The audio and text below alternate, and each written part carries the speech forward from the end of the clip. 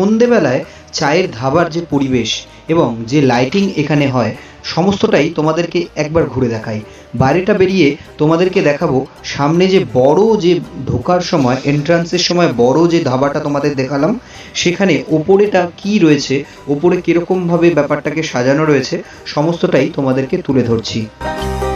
এইখানে পুরো চারদিকে পাশ থেকে কিন্তু ছোট ছোট ঘর টাইপের করা রয়েছে যেখানে বসে আড্ডা দেওয়া যায়, এবং এই বাগানের মাঝখানে টেবিল চেয়ার পেতে ওপেনলি কিন্তু একটা পরিবেশ রয়েছে।